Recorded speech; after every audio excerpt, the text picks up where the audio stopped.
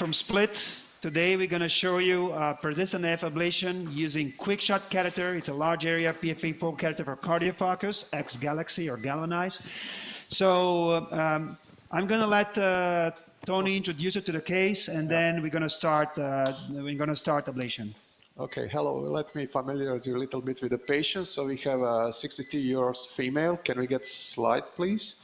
And she was diagnosed with persistent AFib in December 2024. She was treated in other institution, and basically she was admitted because of high failure symptoms, exaggerated by atrial fibrillation.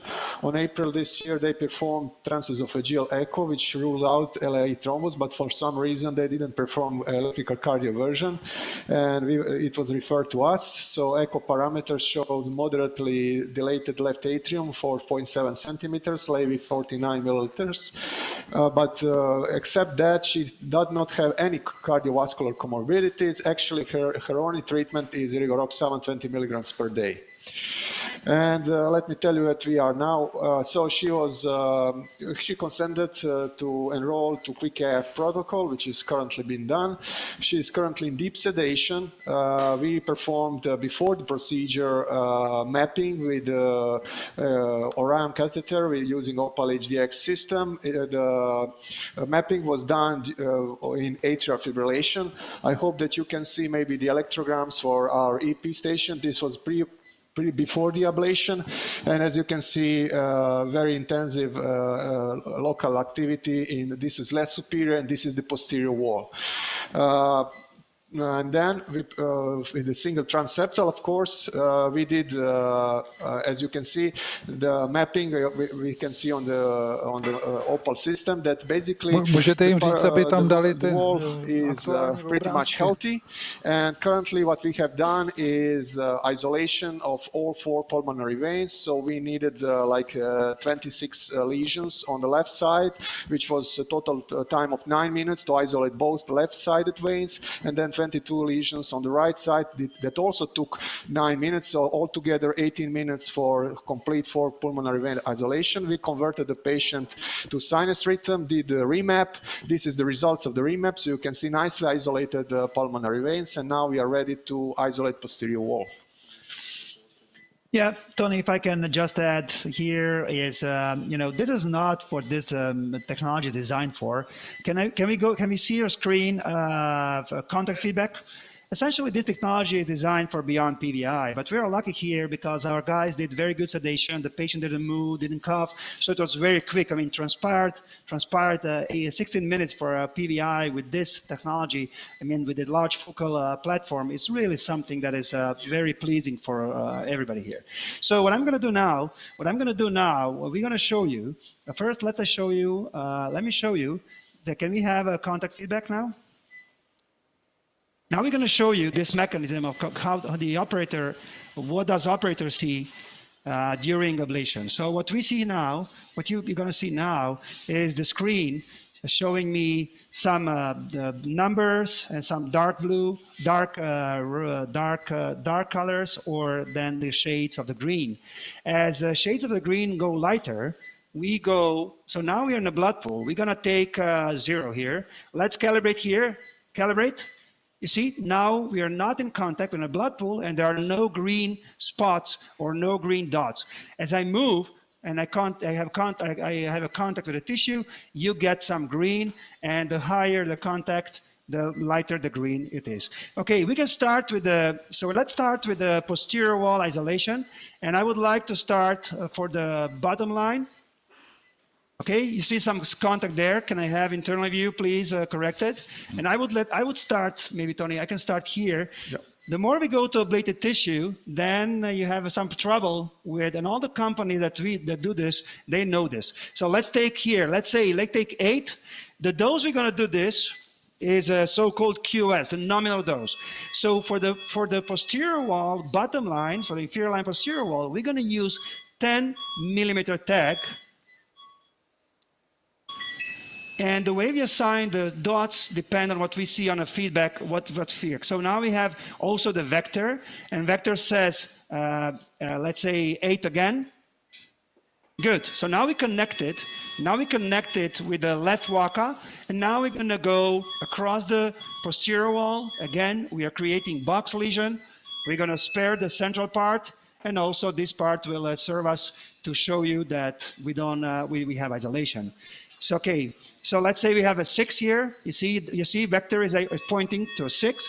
We left gap there. We don't lose gaps. So you see, nice footprint on echo. This is very important because it's always good to have echo, not only for the contact assessment. So imagine if you don't have, so again, 7 here.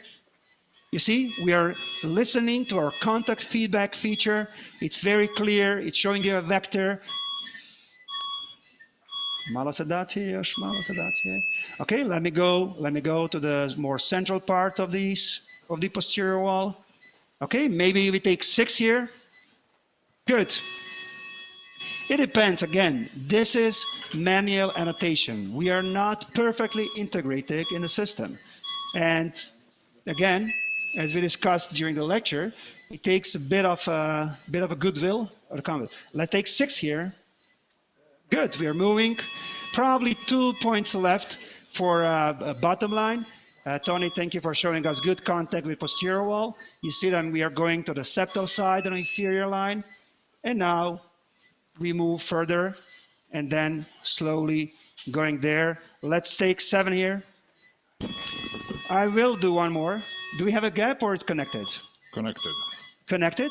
Mm-hmm. Okay, let's reinforce one more there and then we go to the QS plus dose for the roof, okay? Okay. Okay, we are receiving the gap. Have 8 now. Yes, good.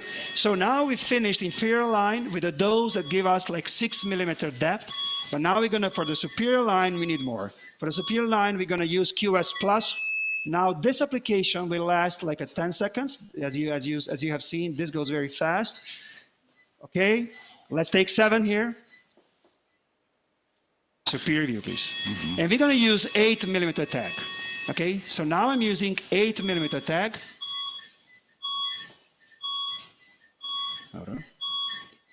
And then it takes 10 seconds to apply. And if you stack diligently lesions here, have 8 here. Perfect. So we have a gap. We're gonna connect there. Mm-hmm. And if you stack diligently, well, for single application, you have 7 millimeters. With a double stacking, you get like maybe 10 or 15% of more. It is very important to understand how useful is this feature.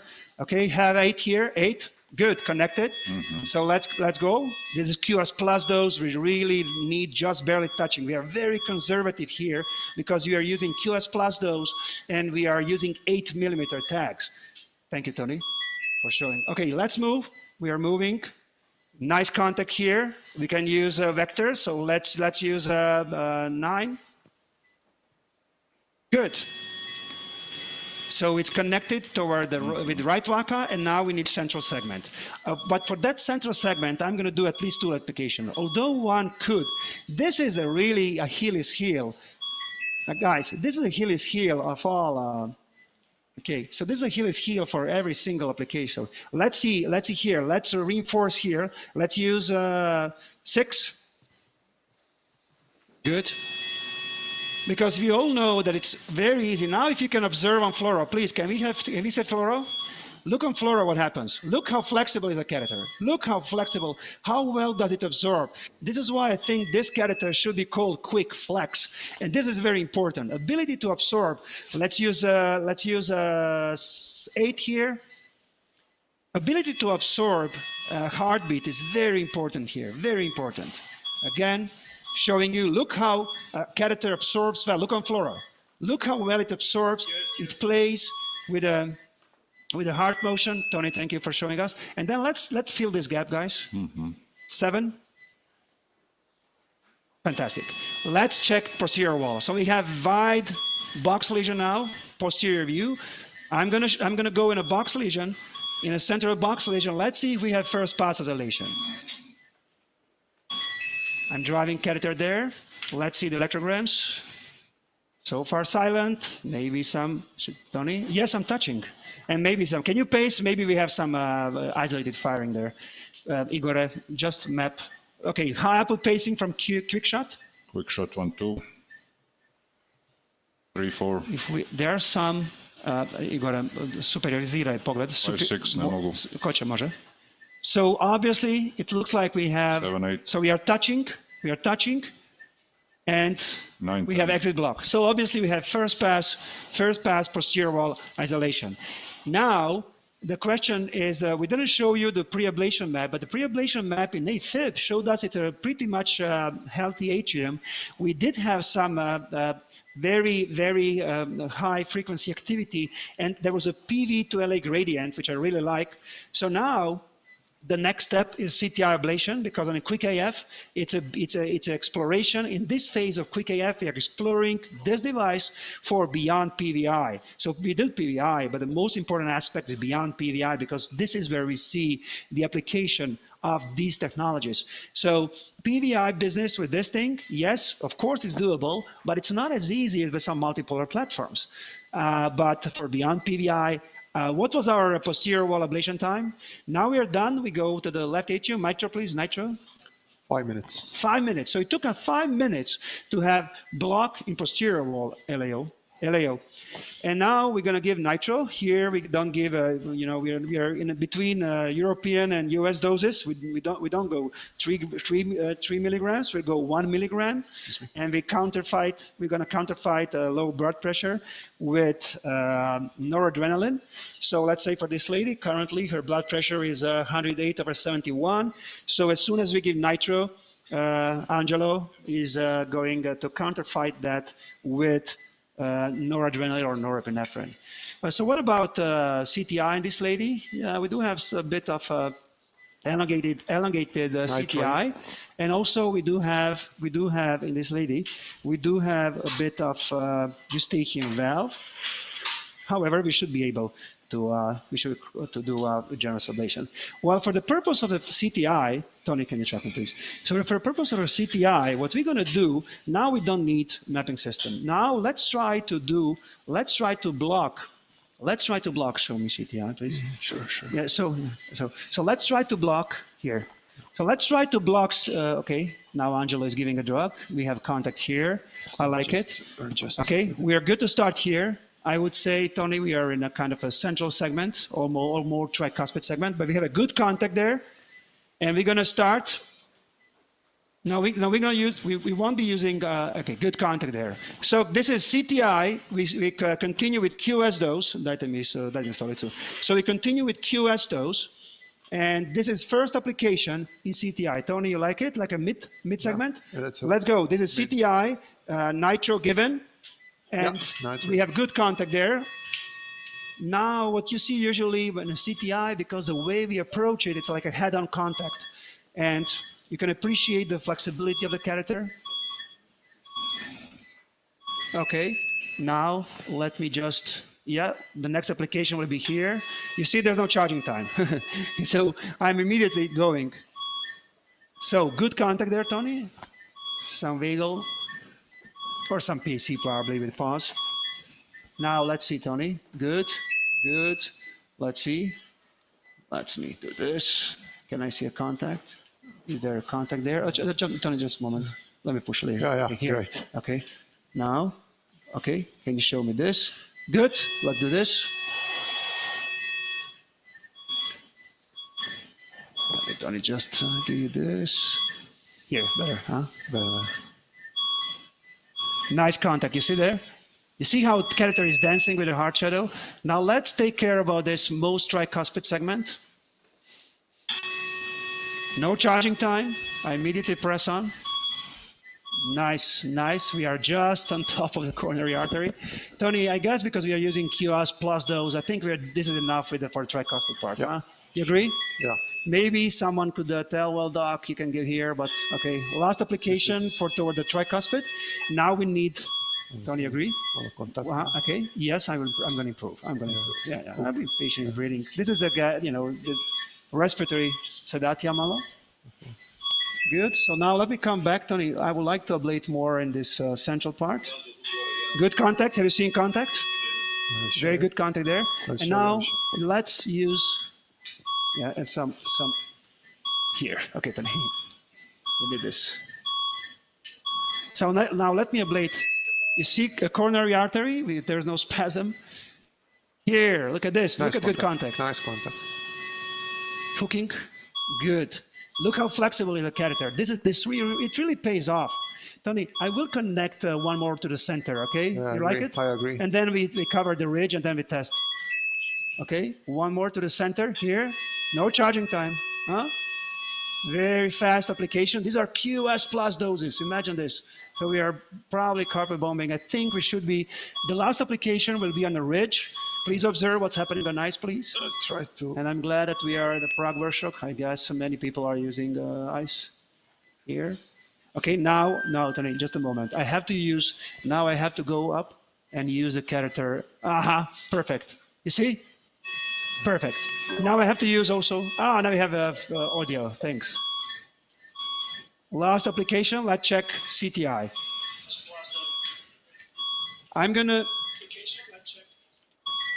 Okay, let's check these for now. Igor, I'm gonna come back with the CS, and now please, what I want you is a CS, Igor, CS 910 pacing. CS 910 pacing, measure toward the QS 12. From pacing spike, 163, pace QS 12. We are pacing now from the lateral part of the ridge. Measure towards CS 910, please. So 160, 157, and then let's go away from a ablated zone. Perfect. Pace QS 12. Wow, closer. So the differential pacing is shown max. We have first pass bidirectional block. Just show one the CS 910 pace. Second. CS 910, please. CS 910. CS 910. That's it. That's it. 4 minutes. So how many applications in CTI? 9 applications in CTI. Again, very generous. In 4 minutes. Yeah. So it took 5 minutes for posterior wall isolation. It took 4 minutes for CTI. I think this is what this system is designed for. I think. Okay, good. I think we're done with what we have shown. Tony, I was just mentioning that because of the voltage map, we did not opt to ablate mitral line because it's super healthy left atrium. We had really nice activities in PVs. We have PV and posterior wall gradient to CS. So this is why we opted to stay with PVI, posterior wall, and CTI. Now we're done with the case, and we can spare a few moments for discussion if we have feedback. Yeah, we hope to have feedback through technician. Any question for Ante? We have your audio. Professor Kautzner, we hear you. You can hear me? Yeah, we have your audio. Professor Kautzner, we hear you. Okay, yes, if you can hear me, I have a question. If you decide to do a block either on mitral isthmus or anterior, what would you prefer with this technology, anterior line or mitral isthmus line? What would you prefer with this technology, anterior or mitral isthmus line? Well, I will tell you one thing. I would love that preference is not due to technology, because I really sense much fear in the community when somebody asks me this, because the way I am designing the line is based on a voltage map. If I don't have anterior scar, this is what I've learned from ECAM group. If you don't have anterior scar, why ablating there? Why not ablating where usually, typically, there is collision of the waveforms on the sinus, and do you not mess up with the atrial function? So inferior mitral or inferior lateral mitral isthmus is a usual target if we don't have anterior scar. However, to be honest, in this case, it's a lady in their 60s. I did expect that we might have some scar anteriorly, and I wouldn't say I hoped. Obviously, there would be a time to get that anterior mitral line. But for this, but we are not crazy. We said no ablation beyond what we did. However, I know what you're asking. It's easier It's not faster, however, it's easier to do anterior mitral line because the thickness of the tissue and of tissue architecture. We do know, even with the powerful, when I do solid tip focal PFA with Centauri that penetrates 8 millimeter depth in a benchmark, and we have data from Peter showed us that wonderful post-SBRT case when it really penetrates 8 millimeter in a scar post-SBRT. And in this technology, in 70%, we have first pass mitral ipsilateral mitral isthmus block by only doing endocardially. And in 30%, it's almost like we do RF. In 30%, we have to go in a CS. So in this respect, I do understand that probably since you're asking this, it looks like your experience is the same. Well, probably many people will now start reporting they're doing exclusively anterior mitral because you can have a better durability rate. No, I agree. I mean, we also do mostly based on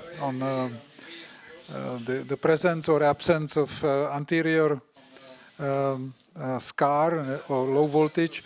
But of course, with some technologies, it's difficult to do this posterior mitral isthmus block, so you can use it instead. But I agree that technology should not determine what to do clinically, but sometimes you have no other choice. May I have one more question about this mapping density? It's mapped with this tool, and what is the resolution of mapping? Resolution of mapping. It's a 10, so you can pick 10 electrograms at a time. So it's not it's like in the good old days, like you're having please remember we did some mapping with lasso catheters, and you would be having 10 bipoles, or sorry, 5 bipoles. And here we have 10 electrodes, and this is what we are mapping. The quality of the map is not affected. The electrodes are really giving us very nice electrograms. The only trick is it's slower than when you compare this to any multipolar catheter such as Orion or let's say Pentaray, Octaray, or Advisor Grid.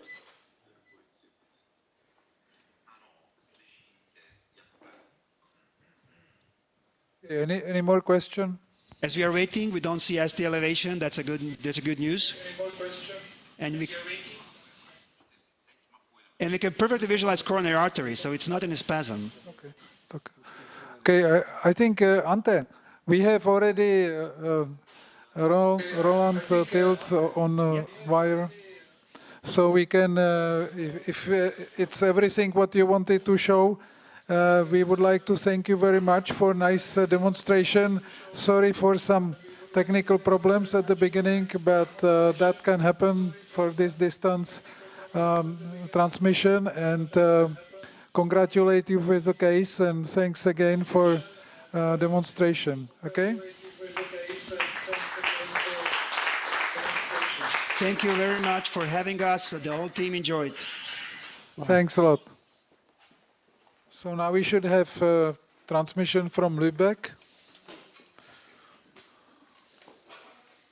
Okay. Wow. Huh? So imagine, People are happy.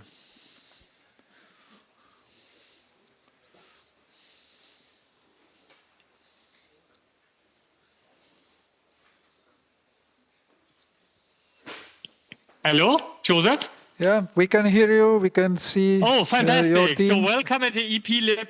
At the EP lab in Lübeck, we prepared a wonderful vault case for you. I think what is very special is that our patient is still awake. We can continuously speak to him. And Sasha Hatterhead from our team is going to introduce briefly the patient and our team. Hello, I'm Dobry Den from Lübeck. I'm proud to present our team. We have Julia from Abbott, Freya from our EP nursing team, Natalie from Abbott, and Anna also from our EP team, and Professor Tills, as we all know. I would like also to present the patient. We have a 75-year-old patient with persistent atrial fibrillation. First diagnosis was 6 months ago. According to the previous medical history, he has a 2-chamber pacemaker implantation 2015 due to sick sinus syndrome. and a biological aortic valve replacement 2019. What is special about our valve procedure today that the patient is awake, so we are using analgesia with fentanyl, midazolam, and Novalgin only, so no sedation with propofol. Perfect. Thank you. So we would start now. We went transeptal, did the angiographies, and positioned the volt balloon in the left inferior vein. I would now inflate the balloon, and then we would balance the device. So as you can see, there is no pre-procedural imaging, number one, and we did not do any map before. So now the system, can we just show how to balance again? Please look at the round bars. I rotate the balloon, and while I rotate, I get the baseline impedance measurement. Now it's completed, and now we are ready to get the balloon in position. I push. Blue means that 2/3 of the electrodes are in contact. Can we show the... Nee, müssen wir noch einmal, oder was? Okay, so we do it once again. Excellent. Yeah. Perfect. And here we go. So it's fast and easy. And now I push the balloon nicely. And what you can really see, I think one major advantage of the balloon is that you have the perfect intra-electrode spacing. And since you push, you get very nice wall contact. I think we would be now, I push, push, push. And we would be now ready to ablate. Okay, can we go? Please look at the electrograms. And you see they are immediately gone. Okay. Jetzt zuckt es ein bisschen, genau. Genau, Sie kriegen gleich was nach.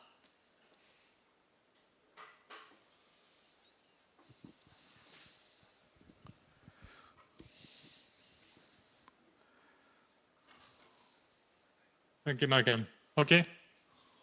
Gut. Dann, das war's jetzt schon. Kannst du nochmal Center nachgeben? Now we pull back the balloon and rotate a little bit.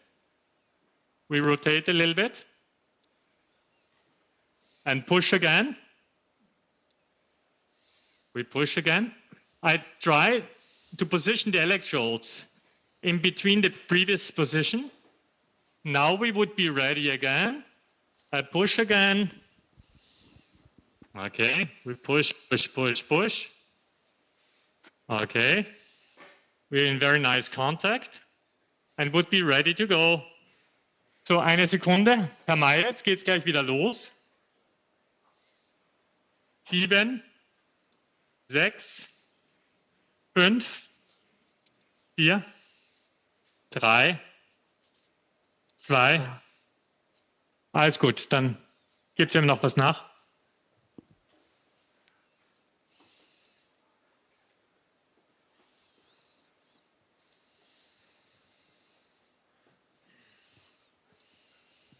Dann gibt es noch 2 Daumen nach, bitte, gell? Okay.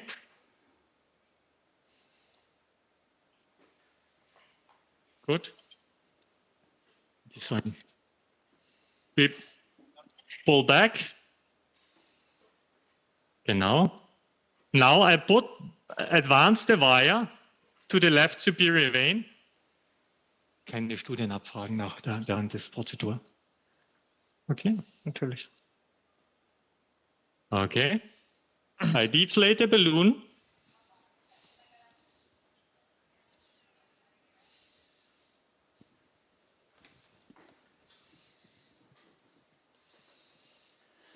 And I advance the wire.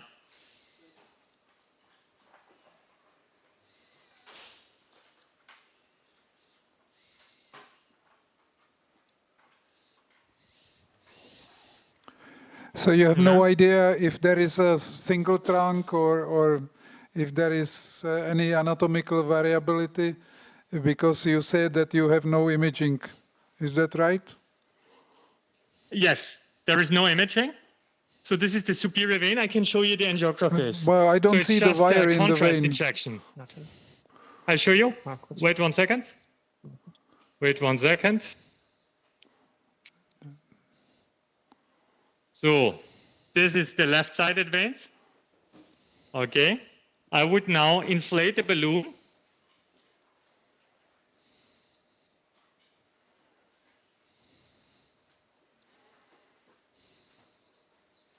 Okay.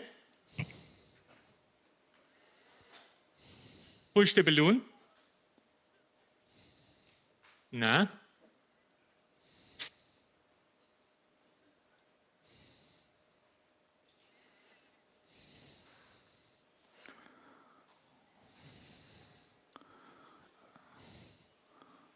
I would like to see the wire going into superior vein. Yeah, I try to get a nicer position. I show you then the RAO as well. Okay. Pull back.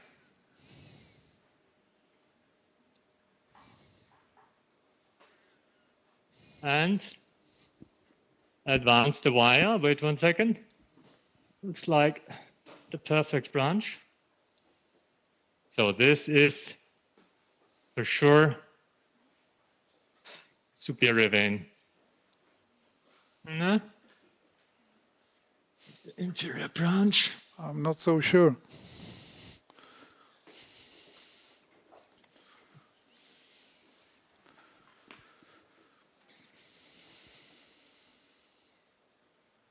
We go to RAO.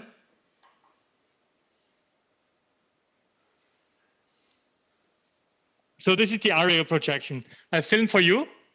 Can you see? So this must be the superior vein, agree? Okay. So I hope I convinced you, Joseph. And we see Yeah, I see it now. Okay. Where we had no, genau. I push. And it's just this funny, it's very anterior. That's why the wire looks so funny. Okay, I pull. I push, push, push, push. Okay, we would be ready. And I go to RAO once again. Okay. Okay, and shall we go? Herr Meier geht gleich wieder los. Los geht's. Ja. Ja. Ab geht's. Okay. Jetzt zuckt gerade Herr Meier. Noch 7 Mal. 6, 5, 4, 3, 2, 1. Und das war's, ja? Wunderbar. Gibt mir noch mal eine Center nach, bitte? Okay. Könnt ihr noch mal Center nachgehen, bitte? Wir ziehen zurück. Achtung. Rotieren.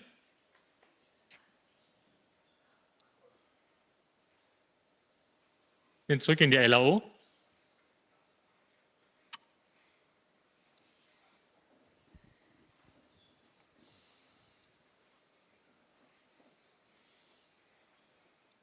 Okay.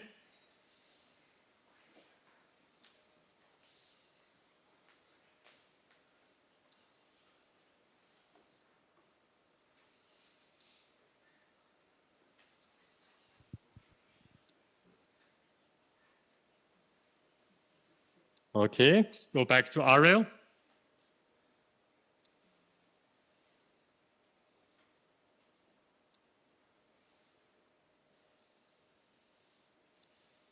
Okay. Would be ready to go. Und los geht's. Zuck gleich nochmal, Herr Meier. 2, 3, 4, 5, 4, 3, 2, 1. Wunderbar. Passt. Und dann gehen wir in die rechten Venen. Wir gehen in die rechten Venen. Ich zeige Ihnen, wir gehen am besten Machen wir das in der LAO-Projektion? Achtung. Roland. English. Yeah. English. Oh, we go to, sorry, to LAO. Okay, I deflate the balloon. I pull the balloon back into the sheath and rotate it to the right superior vein. I advance the wire. I push the balloon. Okay. Nochmal Fenter nachgegeben. I inflate the balloon. Kommen. Fenter nach. Kannst du mit Blei nachkommen? Mit Blei auch reinkommen? Okay. So what we do next is that we pace. We pace from each single electrode.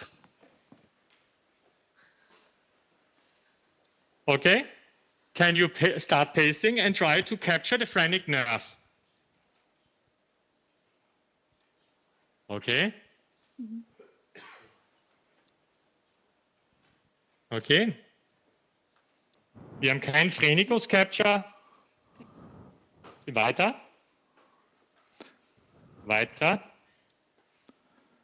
Herr Mayer, Sie haben es fast geschafft. Wir haben noch 4 Applikationen, gell?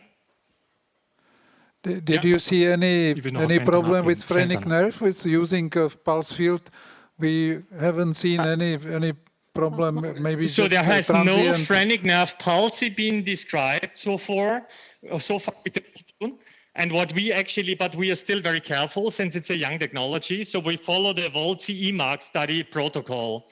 And this means that if we capture the phrenic nerve, we reduce the power instead of 1,800 volt to 1,400 volt, but give 3 application instead of 2. Now we are in the right superior vein. I think we would be ready, ready to ablate. Wait 1 second. Maybe what we could do first, can we rebalance once again? Can we rebalance? Ja. Nochmal 9 Nullen. Okay. Start to balance. And we are completed. Yeah. I see. Okay. Now we push again. In the right superior PV. Now it looks excellent. It was a balance problem before. And then we would be ready to ablate. Okay. Herr Mayer, es zuckt gleich wieder. Und los geht's. 10, 9, 8, 7, 6, 5, 4, 3, 2, 1 und das war's. Okay? Dann würden wir, jetzt hat das System keine Punkte genommen, kein Problem. Wir rotieren. Könnten wir nochmal den Generator müssen wir inzwischen noch neu hochfahren. So we have a technical issue and just need to reboot the generator. It just takes usually 1 minute or something. So it's not a long time and you are welcome to ask any question in the meantime. Until we reboot.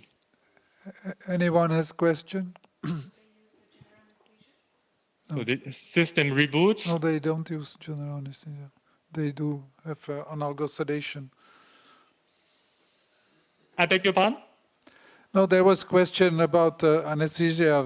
I just repeated your words that you use analogous sedation and you are communicating with the patient.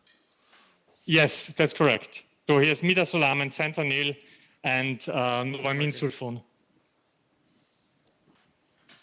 And we just started using this protocol and just follow the patients, ask them during the procedure about the pain perception, and after the procedure, yes. Okay, now the system is rebooted. As you can see, we would baseline again. By the way, please have a look at the volt balloon during the application and the fluoroscopy, and you will notice there are very, very few muscle contractions. Very few muscle contractions. So I balance the device again, I push it against the right superior vein and give the second application to the right superior vein. Herr Mayer, Jetzt kommt noch eine Applikation. Sie haben es schon fast geschafft. Gell? Okay, können wir loslegen? Gut. Jawohl. 2. 3. Please look at the fluoroscopy unit. So, 4. 5. 6. 7. 8. 9. 10. Und das war's. Wunderbar. Wir haben es geschafft, Herr Meyer. So now we go to the right inferior. I deflate the balloon. I deflate the balloon. Deflate the balloon. Now we fluoro. Okay. And go back. Nah. You see, if you can't get the catheter inside the balloon, it's better not to suck, but just to give half a ml of saline.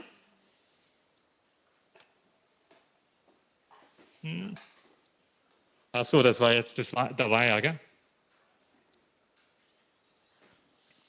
Okay.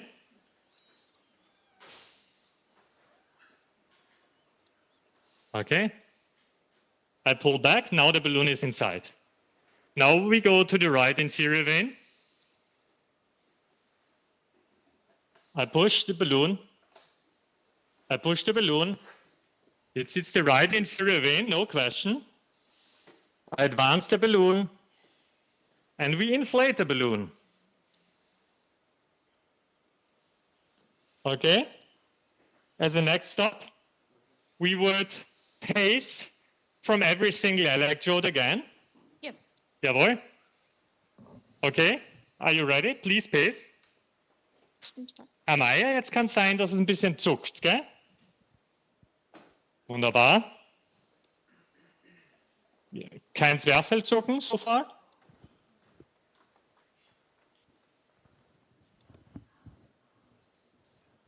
So this is our standard workflow. We start with the left-sided veins, then we go to the right superior vein, pull back, and then finish with the right inferior vein. So, okay, perfect. Okay. Then würden wir, we had a phrenic nerve capture. Kann man es noch einmal den letzten zeigen? Please look at my hand. Start pacing with the last electrode. Yeah. You see? So I would go to the low protocol. So we give 1400, correct, instead of 1800, and 3 applications instead of 2. We would be ready to go if you're ready. Okay, Herr Meyer, es zuckt nochmal. Es geht los, bitte. Ja. Okay. You see it's isolated. Okay. Wir haben jetzt die 4., die 5., die 6., die 7., die 8., die 9. und die 10. Super. Fantastisch, Herr Meyer. Jetzt kommen noch 2-mal das Gleiche, dann sind wir fertig. Ich ziehe den Rücken ein bisschen. Ich rotiere ein bisschen. Ich push ein bisschen. Ja? English. I push a little bit. You see, I pull back, I rotate, I push a little bit. Sorry for always changing to German. It's because the patient only understands German. Herr Meyer, wir würden wieder loslegen, ja? Okay, go for it. 10, 9, 8, 7, 6, 5, 4, 3, 2, 1. Und das war's. Super. Ich rotiere noch einmal. We pull back, we rotate. We have a final application. And then we do a mat on the floor of the posterior wall. We push a little bit. Okay. That's nice. I like it. So you see the blue tags are the middle of the splines, and the flat tags are the calculated lesion size.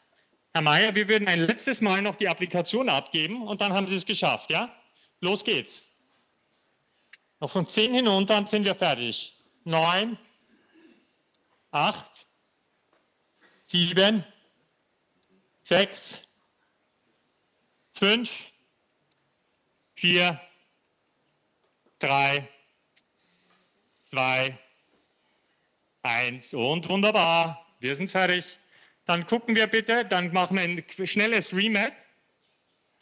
Can you just do a voltage map? Yes, ready. Okay, if you're ready, I'm ready. Okay, zoom out. Why don't we see electrograms? You see it looks purple. Purple means the posterior wall and everything is fine. Perfect. Perfect. And here we go.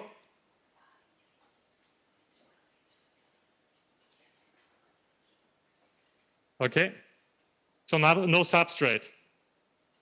Perfect. So now we would deflate the balloon.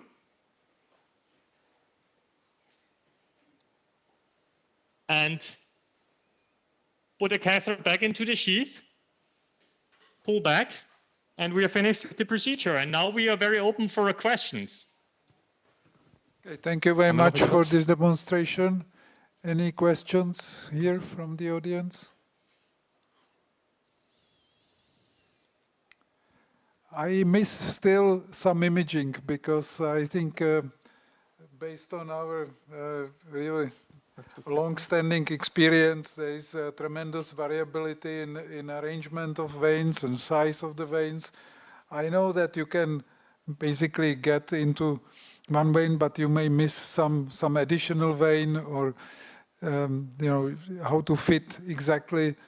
I still would like to see some image, either pre-recorded or online image or something to tell me exactly about anatomy of pulmonary veins. That's the angiography in REO of the right-sided veins. Of the right-sided veins in LAO, we see the superior and the inferior, a right inferior and right inferior vein. And in the next one, we see the left-sided veins. So actually we do, no matter what procedure we do, no matter if it's a cryo or RF or PFA procedure, we never do any pre-procedural imaging apart from the selective or from the angiographies or the contrast injection via the SL1. I know that you use ICE on a regular basis, but in Germany, ICE is not a very widely used tool, or no one uses it because of costs. And I think it's a different, yes. Okay, any other question here? So doesn't seem to be the case. We have to move to another lab. So it was an interesting demonstration. Thank you, Roland, for joining us and showing this case, and see you somewhere. Thank you so much. See you soon. Have a great meeting. Bye-bye. Bye-bye. Okay, so I would like to switch to ECAM lab number 4, and they are already prepared to show some neuroablation.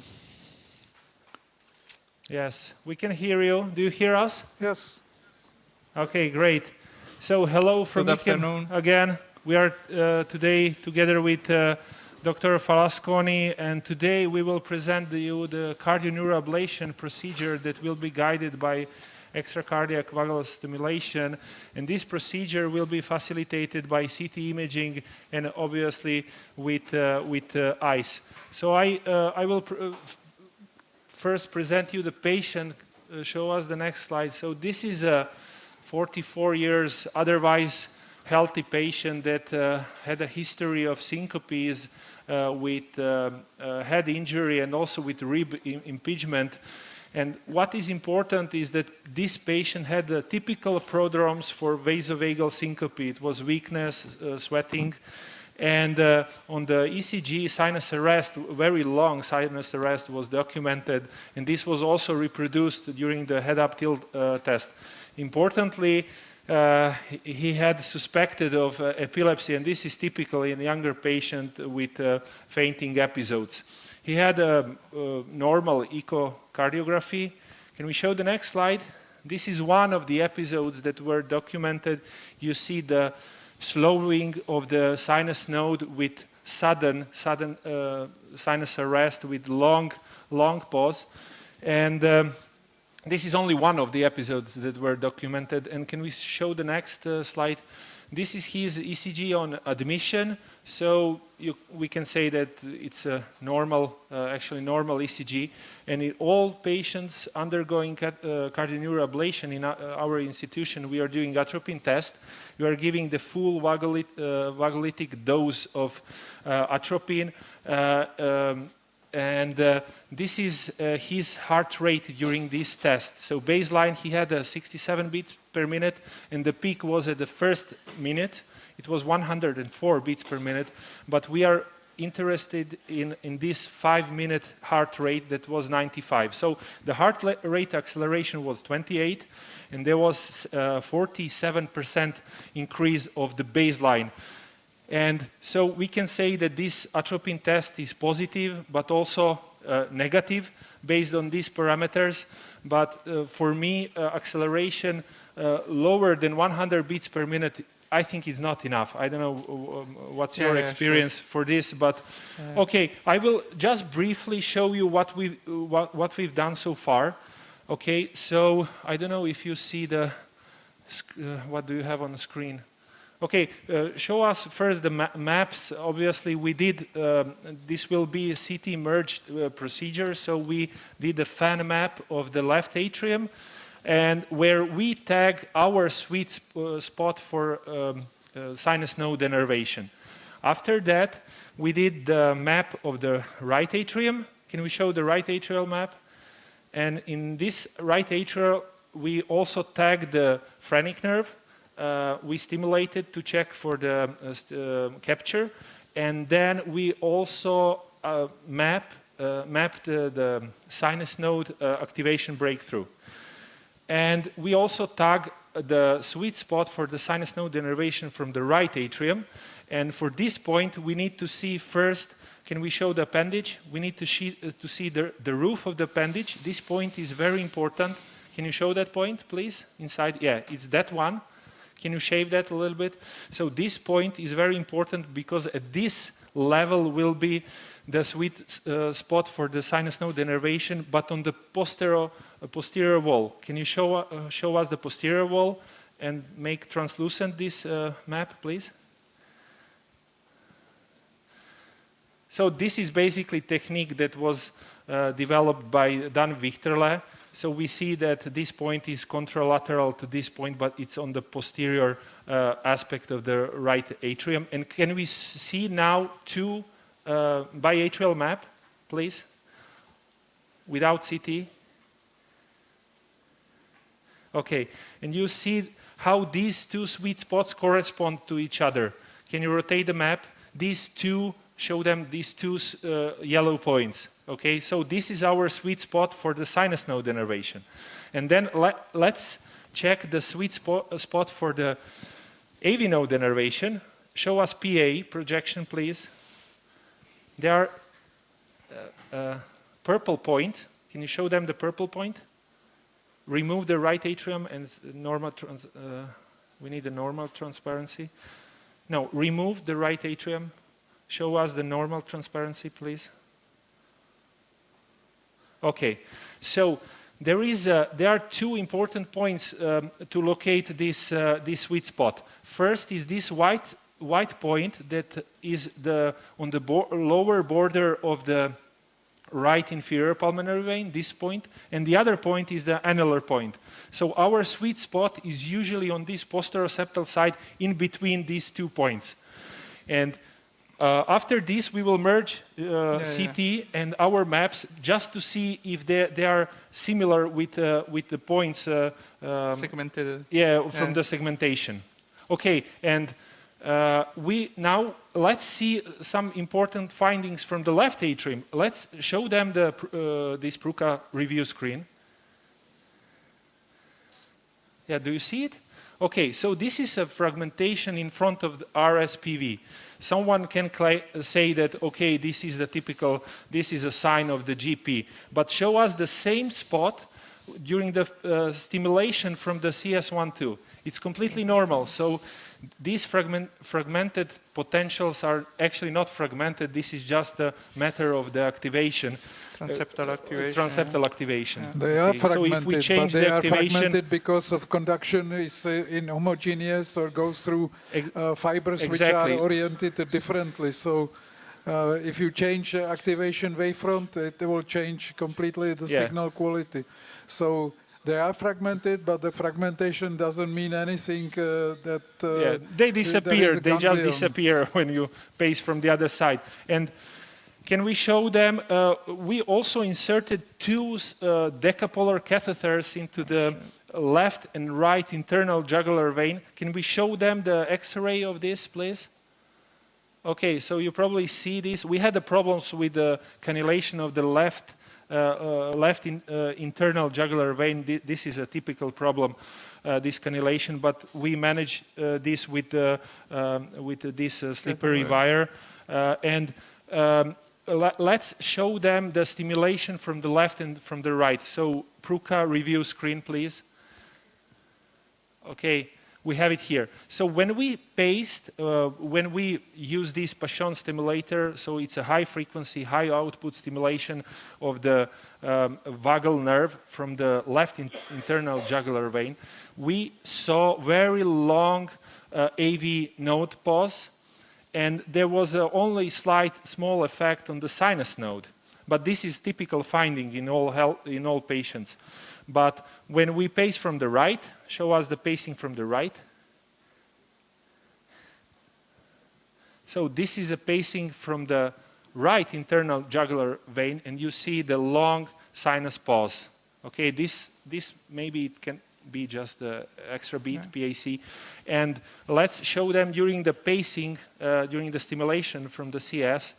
We also demonstrated the long AV block. Okay, so this is a typical findings at the baseline. So after the procedure, we want to get rid of these pauses. So this would be our end point for the procedure. And your approach is basically the same. Yeah, basically the same. And you will see in a while that our approach is basically convert to the same spots. Yeah. Okay, so now you can show the CT segmentation.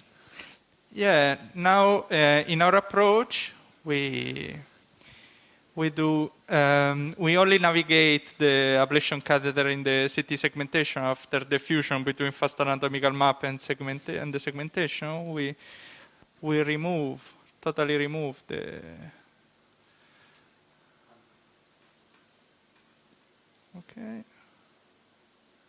Okay. Don't show our points, just let him choose the right point for the denervation. Yeah, we start in the left atrium. Okay, so we need to cross the septum. Can I see the septum? Only left atrium, please. We have the... Okay. Yeah, you're inside. Okay. Inside. No. No, already not. Clock more. Yeah. I think the puncture was a little bit posteriorly, so clock a little bit more. We have the passage of the... Yeah, it's lower, I believe. Okay. Yes, you're inside. Okay, go. So we are in the left atrium now. Yeah. And we navigate into the CT, we go through the first target of the ablation, where we go is the superior paraseptal ganglionated plexus. We can see the sinus pause in the right extracardiac vagal simulation, and we first target it's here. We also have the left atrial wall in our lab. We have also the left atrial wall thickness segmentation, and we do a tailored approach based on the left atrial wall thickness. But I think here we can do without left atrial wall thickness information 450. What do you think of ablation index? I think we are also using like 400. 400. 400. Well, if you like 400, we will. Yeah, we can go 450 probably. Yeah. Can you put the tag here and to show our Where is tags? our yellow tag? Yeah. It will be in a while. A little bit, I think. Yeah, I think we are a little bit. A little bit in the way. Yeah. Yeah. Oh, no. I don't know.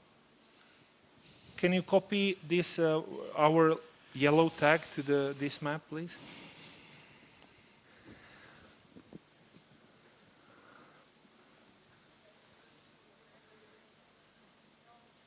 Okay, and can you measure the distance between these 2 points? I think it's like 7 millimeters. A little bit more. About 1 maybe centimeter. 1 Yeah. centimeter. Yeah, it's one 1.3. centimeter. Yeah, but you're now a little bit Yeah, more sure. close.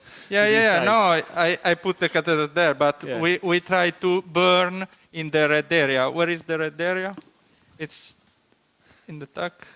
But in this Yeah, Richterless it's- approach, we yeah, are yeah. doing actually not only 1 but 3 points going like Okay. to the right. To the and end room. basically To the it's end the room. same. Yeah. Basically, it's the same. We cover with 1 or 2 points before to test with the right extracardiac vagal stimulation. As you wish. Yeah. You can. Okay, so we are ready to ablate, maybe. So we can see the what's your the setup, pose. power setup?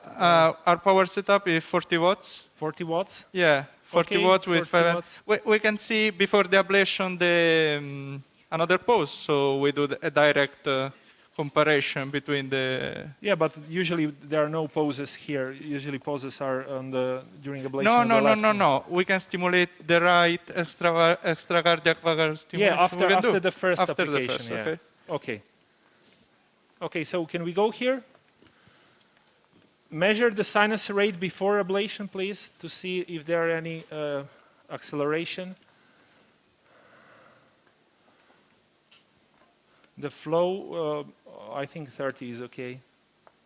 30 flow and 40 watts up to 450 ablation index. Okay, let's go here. I think on ice, this is also a nice spot.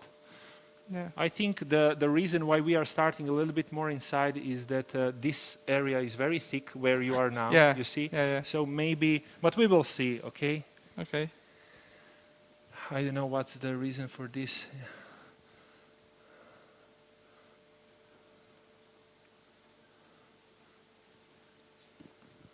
Okay, we have 450, stop. Stop. We can do another Okay, point. measure the heart rate now, please. Okay. But there is also effect Yeah. of the pain, you know, but we have 74, so we have acceleration up to 8 beats per minute or maybe less. Okay. So you are basically starting from the right to the left, and we are starting more from the left to the right. Okay. We try to, So, guys, to ablate in we the have to antrum move of to the right. Homolka.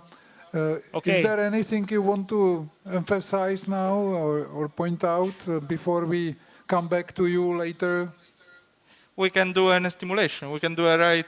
Yeah, we will put these standard lesion sets, your approach, and we will recheck, and then we will go and ablate the left So inferior. I think everybody could follow the principle of merge of your pre-recorded CT image with this area of interest with current distance map. electroanatomical map. So you basically will do now the ablation and then you check. So we come back to you to wrap up later on, okay? Okay, thank you very much. Great. Good, so can we switch to Homolka? Okay, tak pojďme ablace tady.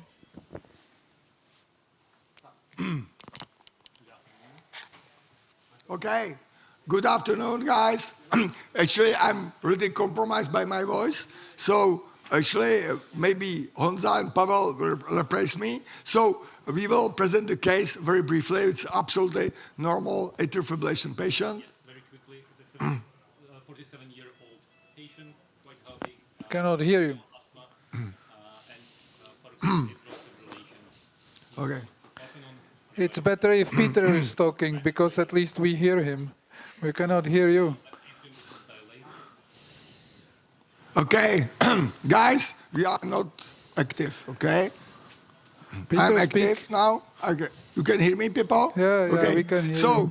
Okay, so we will show the technology. Okay, so the EasyPulse catheter I presented this morning, and actually this is the so-called EasyPulse single-shot catheter for PFA ablation. So actually, is it visible there?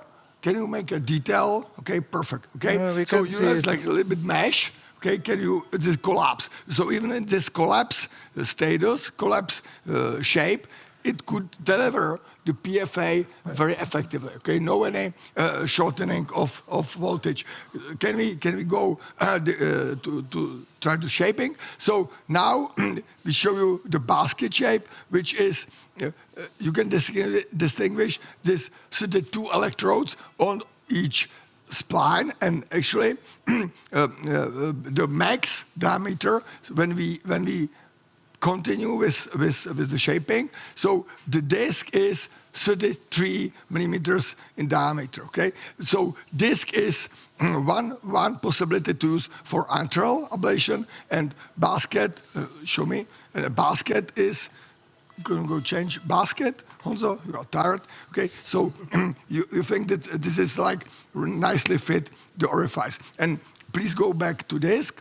And actually, you can use, and we did several cases. We used a PA, like the posterior wall ablation on the left atrium. Okay, so that's enough. I already described the pulses, and let's go to describe the status of the case. So we put actually ICE catheter in left, as we stressed all this workshop, and we have nicely visualization of the veins. Now we are sitting, as you can see on the eyes, we are sitting with the basket pulse catheter in the right upper vein, and actually you can even follow CARTO, which is integrated with CT, because we have this is a study case. It's not a regular case, it's a study case, so we need to get CT imaging for all the patients, so we use the CT integration, the CARTO system. And actually, the one option is to visualize this basket or this catheter, this mesh catheter in the CARTO. So actually, we use the proximal part of the electrodes to create the ring. And actually, some of these electrodes you can visualize that on the screen. There are some two green tubes, so it's indicated, and I will show you in a minute. So they indicate the shaping of the catheter. So if you look at the flora, now it's a basket shape, and if I collapse to the disc, okay, it's going this direction. So this is a little bit like suboptimal, but very nice visualization principle on the CARTO. So when I change to basket, I don't need to fluoro, because I immediately see the changes of the basket. So PRAGUE, we have recordings on the distal pair or at the bottom, and actually on the upper screen it's running the proximal electrodes recording. And so we are pretty much ready for ablation. Okay, so guys, are we ready? Please switch on. Okay, and actually you will see the delivery, and we need to get a little bit time in between the pulses, because we need to really get shadowing on the CARTO to not moving, to deviate the map. Okay, so let's go, guys. Okay. And now we are running just these pulses with the waiting period, and we got 4 pulses in the same fashion, so we don't need to do any rotation with the basket pulse. And if you look at the fluoro, we discussed this morning a lot about this gas or bubble or microbubble formation. If you see, there are some bubbles, and it's like we really, because of that, we really tried in the preclinical studies in our animal lab the thermical effect, and I'll show you one slide that we actually exclude any possibility to overheat even by multiple application, okay? And the pause in between the pulses is mainly because we need to be on the safe side to not produce any thermal effect. So now we are ready for a disc, okay? Martin is here. We have Martin Haluak, who is the leader of the engineering. Okay? Okay? Okay, now it's disc. I will show you the fluoropulse. There's fluoro. As you can see on Carto, the same changes as I showed you. So now we are in the disc formation, and actually we are ready to get application. So you can see the proximal on the PRUCA. You can see the proximal pairs of proximal electrograms are much more visible because we are covering the antral part of the vein. And actually, if you have switch off the generator, now the signals are most visible. But I'm sorry, because when we switch on the generator, we always got some interference. So sorry for that, but you can appreciate then, after the application, we can compare and we can see better when we switch off. Okay, so let's switch on. And we are ready for another series of application. Go, go, go, go, go. Any questions, Peppo? I don't think so, but I can ask. Anybody You cannot else see anything? Or what you said? No, that there is no question No so questions. far. Okay. But, any check questions? I appreciate that we see what you are doing, because sometimes in some strategies you have no idea what has been done. Yeah. So I'm trying to be very the open. anatomy is very important, and visualization of the vein is important. So you can really sort of optimize the position of the tool, whatever tool it is. You're absolutely right. Actually, in the vein, actually, I will try. We have top-down view on the Carto, one picture, and a little bit switch to more like a switch to left. Turn to the left screen, left. Okay, left screen, left. Stepan is left. You know, you don't. Okay, so you don't know what is left, right? Because you run a civil service here, no military service. Okay. So actually, I would love to do this more. So other lesion here. Maybe clockwise rotation more to cover anterior part more. Actually, yes, absolutely. What I'm doing exactly. Okay. On the eyes is really. There are some signals now. Okay, perfect. Okay, so go for bonus lesion. Okay, here let's apply, please. So how many applications per vein is a minimum? So you can really force this left-sided, left atrial position of the eyes, because I think what Vivek stated, what we did discuss with Fermin on Sunday, that it's a very, very helpful to be there for controlling even PV isolation and the contact, which is critical. I'm not speaking about force, but the optimal contact is somehow very, very important to get for PFA. Yes? It looks like you have inferior branch of this vein, so I would still go more proximal, maybe to lower part of this vein. You have this branch visible on both on ultrasound, but also on CT scan. Fine. So I will go to right inferior now. Okay. Okay. Perfect. Okay. Okay. So we cannot see the movement of the catheter. No, we cannot see the movement of the catheter because I'm covered. I mean, on Carto, I'm covered by the sheeting. Okay. So now we are in inferior vein. Okay. So I need to be really out of this, and we are inside. So I really change the shape and look at the so-called cobra shape. We name it cobra. So you need to adapt the shape of the basket based on the anatomy. Can we go a little bit more, Pavel? More? Okay, perfect. Okay, now it's better. Okay, nice. Okay, so it's much better, and I can angulate that. Okay, so, eyes, please. Check it, perfect, okay? Nice it's very, very nice. Again, on eyes, you can see exactly how it fits. It's very nice. So this I'm is, so surprised, for me, still very important. I would sacrifice anything just to have eyes Okay, great. Okay, do you agree with application? Guys, ready? So let's go. Yes. And then after this series of right side application, we will try to show you the carina position in between the veins. Okay. Okay, we need to have a disc. Okay, I completely forgot. So we need to go for disc, right? Okay, yeah. Any questions? No more questions? So how many applications per vein typically? Actually, typically we have like a series of 4 series of pulses in basket shape, 4 series of pulses in disc shape, and that's it. Okay? Okay. But you know, for upper veins, I really want to get borderless lesions on the anterior part. Okay? Can we change? Yeah. Okay, so now I will go for disc. Okay, disc shape. You could see on ice when he was rotating that there is an esophagus just aligned with this inferior vein. And hopefully that's what I mentioned today. So that it's good, people right?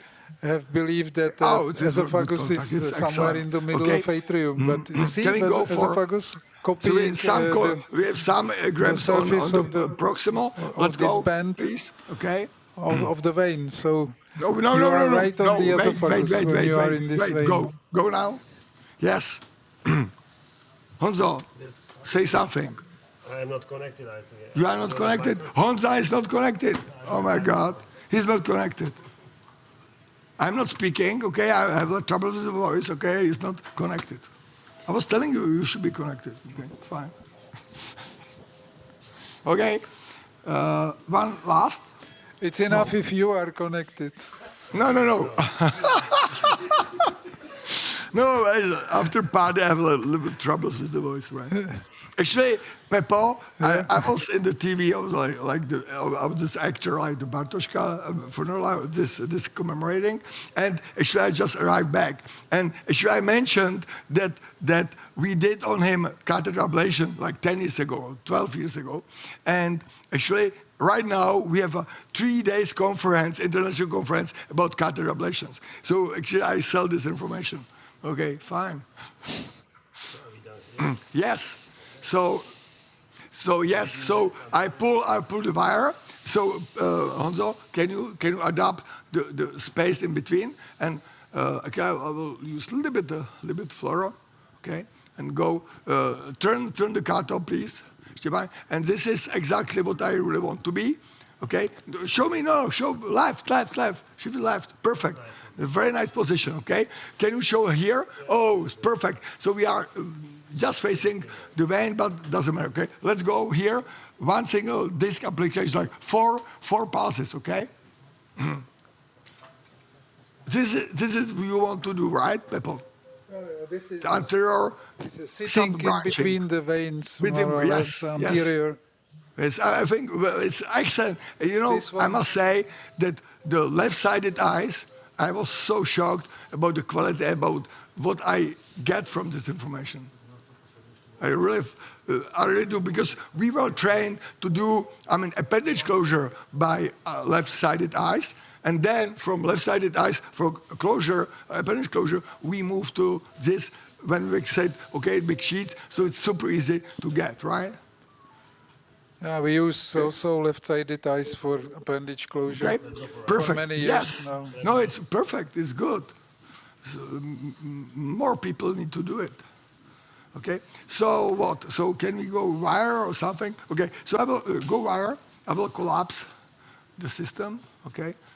Okay. But perfect. Oh, it is powerball. Okay. Go wire. Wire okay. there. Okay. Oh, we are in the inferior vein. Go. Okay, take inferior vein. Doesn't matter. Okay, go. No, it's not too much, right? Okay, more. Okay. Jump. No, jump onto. No, it's still there, right? Perfect. Okay, nice. Superior vein here. Okay, so now we jump to superior. Show me. Okay, is this superior vein now? I really want to start the superior first. Okay, it's not bad. But show me the contact. Then it was good. You were there. Okay, perfect. Okay, I like it. Okay, so signals, perfect. Okay, let's go. Shadowing. Go, okay. Our boss Stepan say, fine, go. You will map them, right? Okay, perfect, okay. So we are not rotating, okay? So the beauty of this, really, we are very close to a single shot. And what I really like, that even I push, I squeeze the catheter, I have any single arcing, which is really somehow frustrating in the pentaspline basket shape. Okay, so ready for disc? Okay, sorry. And here I think that we will be able to do some just like, okay, perfect, live, okay, okay, nice, okay. And I will change to the disc shape and look, even on the carto, you don't need to have any fluoro. And on the carto you can see, and please show me, oh, it's perfect, we have it. So on the eyes, it's really disc shaping over, it's overwhelming even the left inferior. Okay, let's go guys, shadow. So it'll be a last application series on the left side, left upper. I mean to go left inferior one, okay? So inferior Great. one here. This is the last transmission or the second last? What? Do you have any transmissions, Peppo? Yeah, we have. Are we in a hurry? We have to go back to ICAM Okay. for So another transmission. Tell me and how then many minutes. we can come back to you after a while, after Okay, so you will 15 go minutes, fast? let's say. Okay. So Is that okay? Yes, perfect. So we will finish the veins because it's boring to look at that, and we will show you the last applications, and then we will show you the map. Okay. Okay. So in about 15-20 minutes we are back. Perfect. So 5 minutes. Perfect. can we Okay, connect guys. to ICAM? Yes. Zvětšit. Okay. Second Vycentrovat. lap number Okay, 3. go a little bit down, maybe. Okay. Point here. Okay, so... Okay, stop.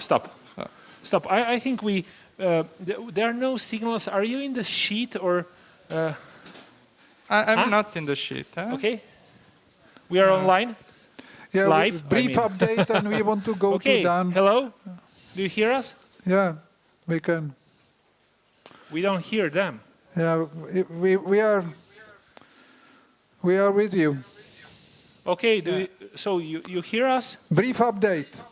Okay, I will be very... we will give you only a brief report. So first we started this ablation. Can we show the right atrium, please?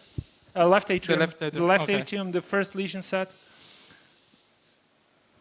Okay, AP view, normal transparency. So we started from this right red point, okay, and the heart rate acceleration was about 5 to 6. But when he moved towards this yellow point, the heart rate was already like 10.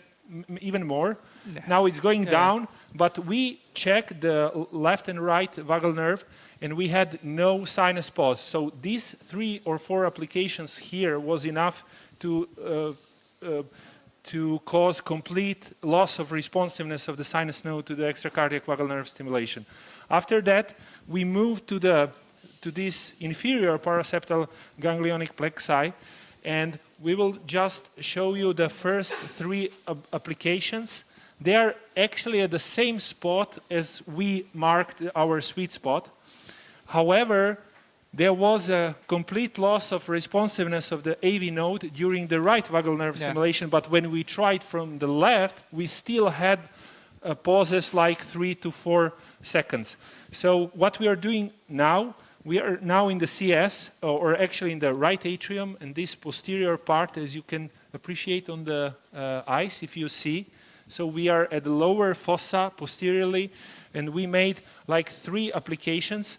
So now we can recheck if this had any effect. And the last place where we want to go is the CS. Okay, so let's try from the left vagal nerve stimulation. And this is, again, showing the importance of bilateral vagal nerve stimulation, because if we had only right vagal nerve stimulation, we could say, okay, this is enough, we denervated, but that's not true. So, so this is very important. Can we go and stimulate the left vagal nerve during the CS pacing? Okay. But we don't have. Okay, No, okay, it's great. okay. We don't have an So AA. you probably saw that there were no AV node pause. No, during the sinus rhythm. No AA. No AA pause. Prolongation. No RA. Can we no repeat AV block. this during the CS pacing, please, just to be sure that? Okay. So there is a small prolongation of the PQ. You probably saw that. But there is no block. No block. No block, but there is a prolongation. We can check the stimulation. We can show the stimulation of before with the AV block. Yeah, only we to show them, but I think they believe us. Yeah. We had the plug. Only to show. Looks that you are close to the end of the procedure. Yeah. Yes, we will actually put some points inside the CS, and then we will put, because this is, we want to do it also in our way, so we demonstrated your way, but we will also put some additional extra points from the right atrium to denervate the sinus node, because the dominant phenotype here was the sinus node dysfunction. And this is also, you can comment why we are ablating, denervating the AV node in this case. We are denervating the AV node because of the clinical of the clinic history of the patient that had AV block also and sinus pause and AV block in history, and also because we have stimulated right and left extracardiac vagal stimulation and we see AV block. The other reason for doing this is that when you have a patient with a sinus arrest, you don't know if this patient has also AV node dysfunction, because it could be masked by this sinus pause.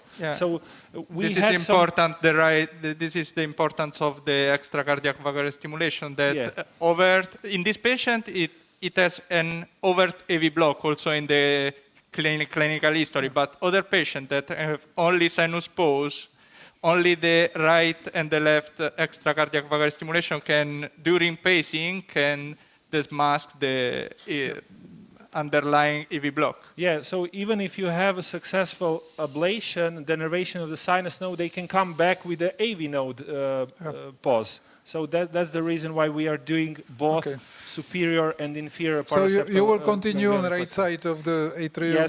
Yes, we will continue. And we will move now to other lab, okay? Okay, we'll come back later again. Okay. Just for final wrap-up. I would go and lab number 3. CS. Only one thing we can show after is the coincidence also the phrenic nerve. Možná z těch tří bodů. We will show that. Yes. We will show that. Okay, we can hear you. All right. Can you enhance můžete nám zesílit tady odposlech? We don't see you, but we can hear you. Yeah, sorry. Well, you can speak. Hopefully, all right, they will switch to the other lab. Okay, so we are ready. Okay, now we see you. We are ready to demonstrate the second CNA case. Dear colleagues, in contrast to our colleagues doing CNA on other EP lab, this will be empirical anatomical strategy. Next slide.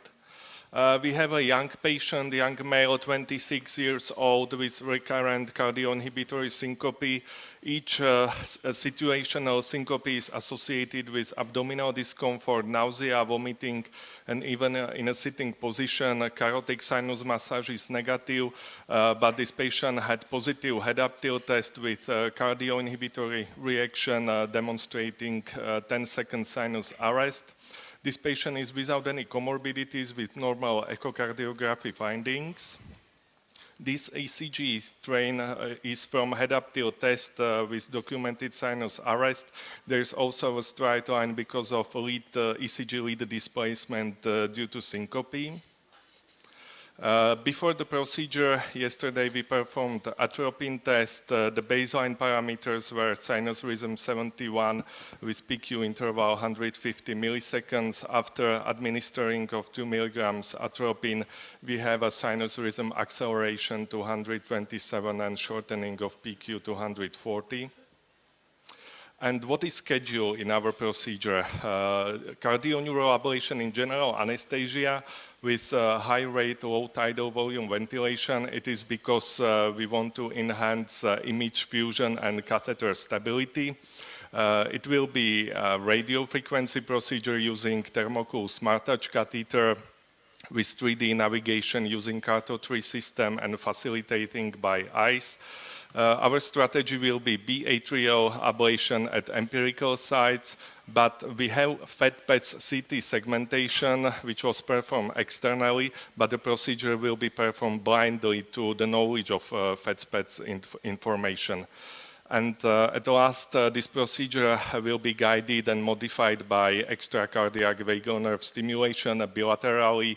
In each jugular vein, we have a decapsular catheter connected to neurostimulation by passion.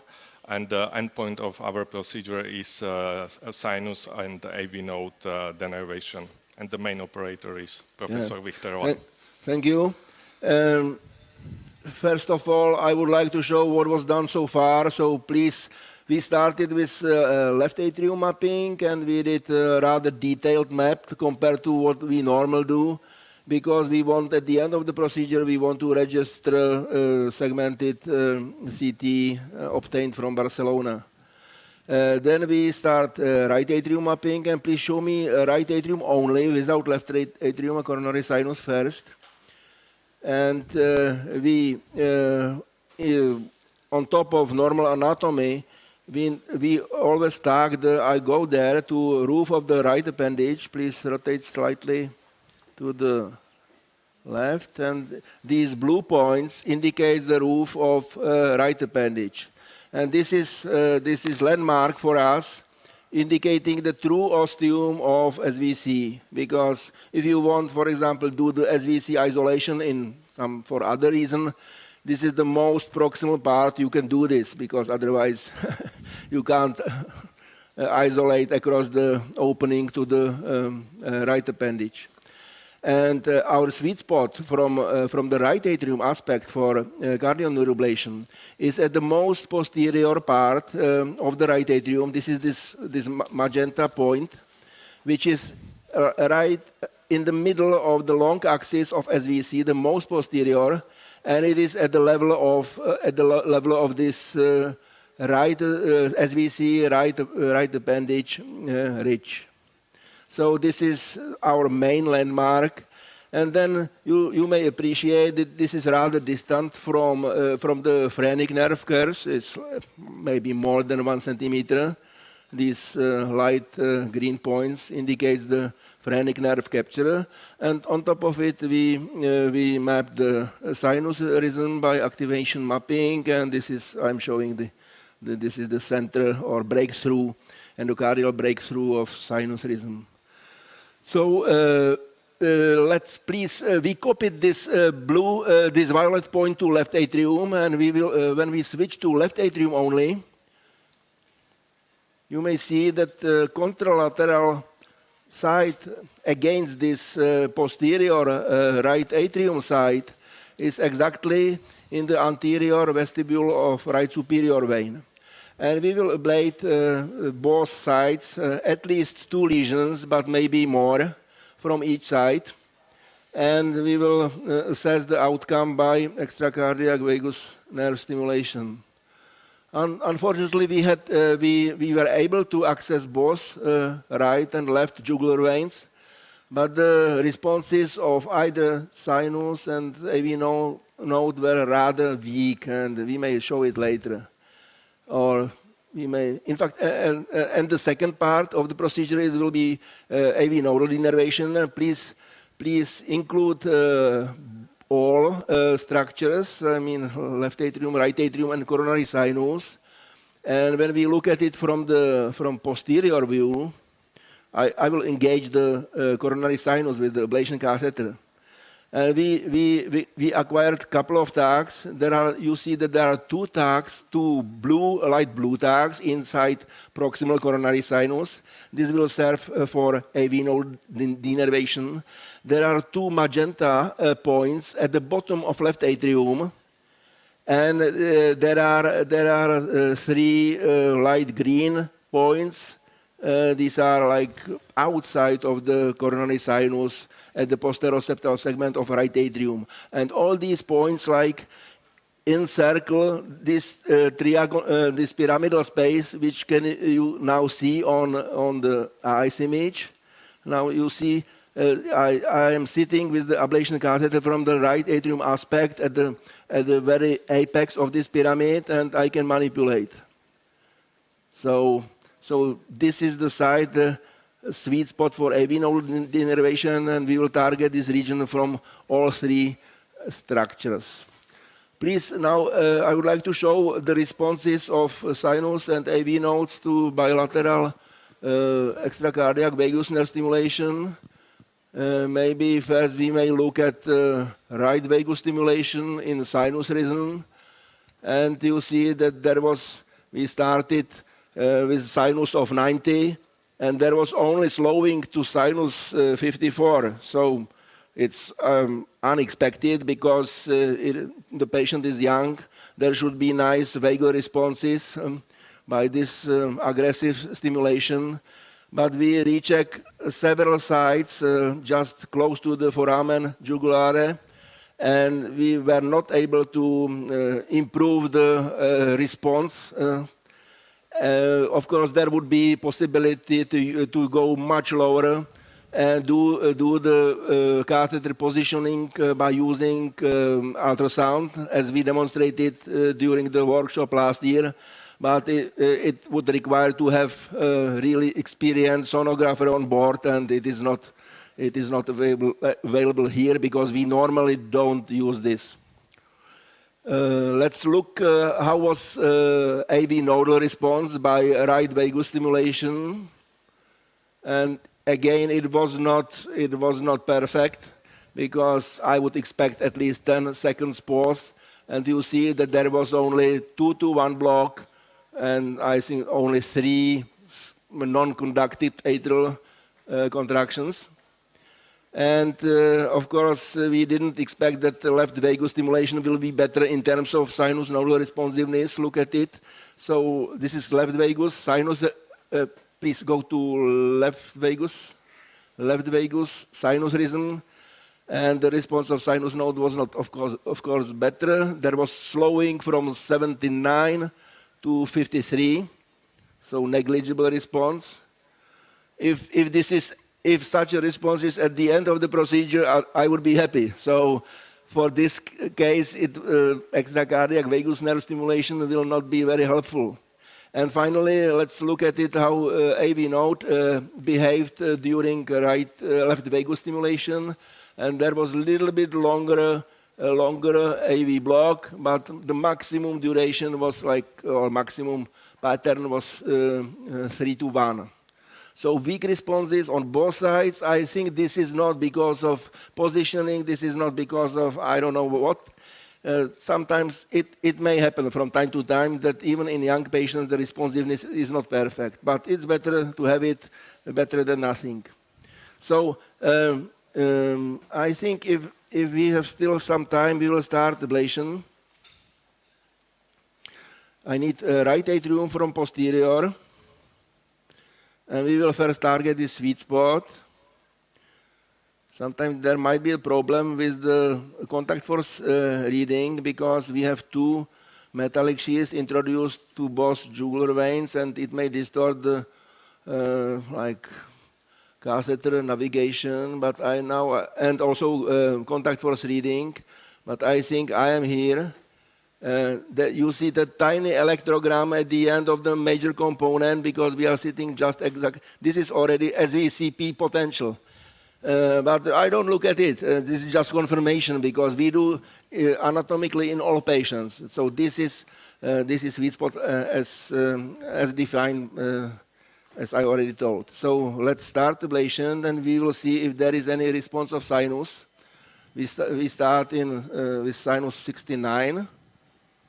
And let's ablate, and subsequently we go contralaterally, and we will ablate the same side from the aspect of left atrium. So at least there is limited acceleration. I don't know if we probably have relatively reasonable reading of contact force and ablation index, and we'll go up to 450.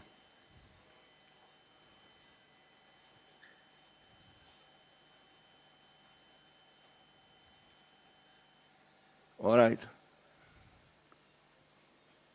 It depends. You may if they want to show whatever they. And let's limit ablation in right atrium to single site, and I would like to go to left atrium. Please show me left atrium from anterior. So, can we go to the other rooms to wrap up and then come back to you? Yeah, definitely. Okay. Agree. Can we connect to second lab in IKEM? Tak uděláme tady ablaci, až se to tam nastaví. Tak. Předtím držel jak přibitý, a teď to nechce nastavit. A už to drží. Okay. Did you finish already? Ablace? Or have you finished? Yeah, we finished the procedure. Yeah. Well, basically we finished this. We can test. Okay, yes. Okay. We can test. We can test. So you will show us extra cardiac vagal stimulation now. Yeah, the final. Okay, so let's do it, and then we move to Homolka. Okay, and then we can conclude the case, basically. Yeah. Okay, I think these catheters are okay. We are now connected to the left one. Okay, let's go with the stimulation of the left vagal nerve. Okay, during the sinus. Okay, during sinus. Okay. So no response, no AV pause, no sinus pause during the sinus. Let's repeat the same thing during the CS pacing. So again, left vagal nerve stimulation. Okay. Okay. Now go. capture. Great. Nothing. Great. A little bit prolongation. Yeah, a little prolongation, but this you see the can be sequence satisfied of with stimulation here. These artifacts. Yeah. Okay. So no pause. So we have a good AV node nodal denervation, and we need to check also the right vagal nerve. We want to? Yeah. Connect it to this one. I connect to this one. Great. Let's go. Let's go Can we see during the running sinus. screen? Okay. Wait. Show The them the other live screen. screen. Yeah. A live screen. Okay, you see good. it, right? Okay. Let's go. Go.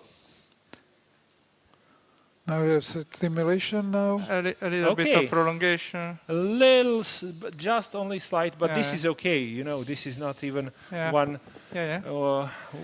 second pause. Only to see what we talk about this morning, we can see also the phrenic nerve stimulation. Yes, we will show them, but let's pace also the CS and repeat during the right extravagal stimulation with CS. Yes. Stimulation. Pacing. Okay, great.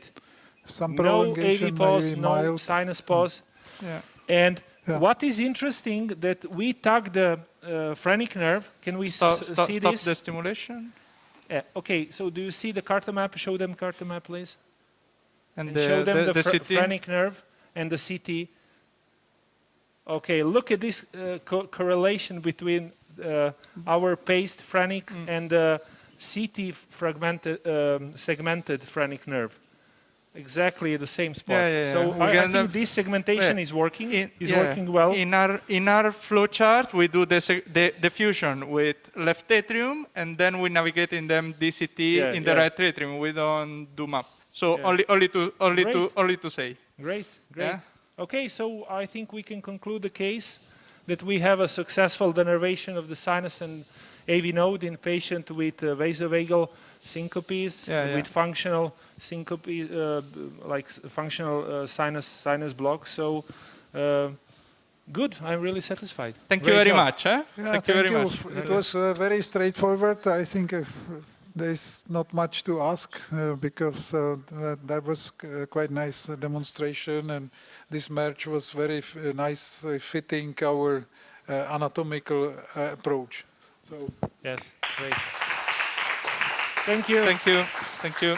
Can we connect to Homolka now?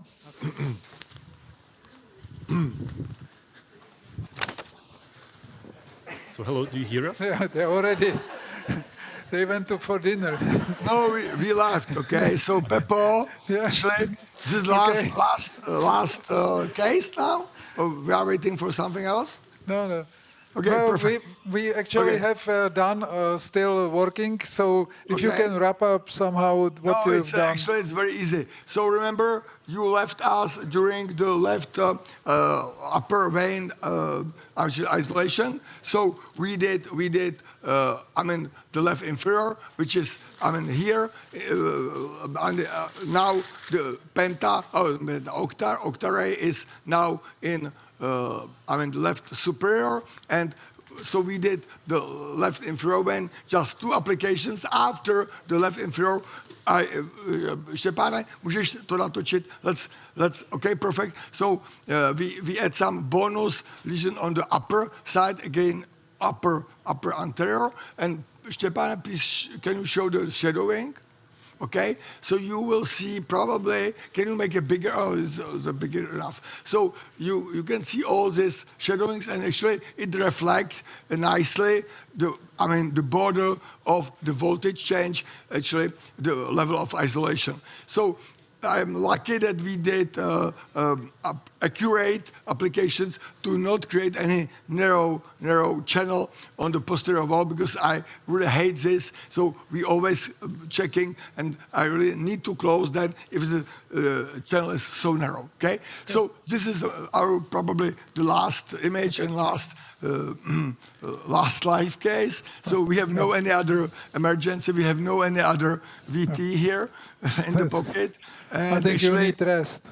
And actually, we all need to rest. But I really enjoyed this year. It was very enjoyable. Not only the party, but actually all the cases went absolutely fantastic. And I'm really glad that we would be able to organize as well as good fashion, and we implement even the non-scheduled cases, so it energized the symposium or the workshop. Okay. So Peppo. Yeah. Goodbye from Homolka. Thanks a lot for the leadership. Yeah, we thank you also on behalf of the whole team in ICAM. We would like to thank you for all this cooperation, and congratulations to this case with Czech technology. Good friendship. Okay, nice. Guys, bye-bye. Thank you so much for coming. So now we can go back to Don Vichtorle, to lab number 3.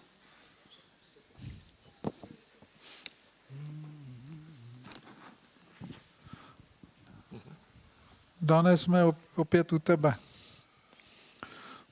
Já půjdu víc septálně. Já dám takhle, já půjdu takhle, ablace tady.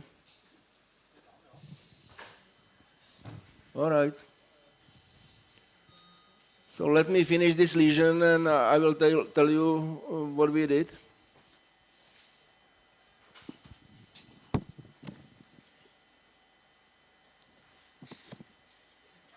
We started with 2 deliveries, one from sweet spot from right atrium and strictly contralateral from the left atrium.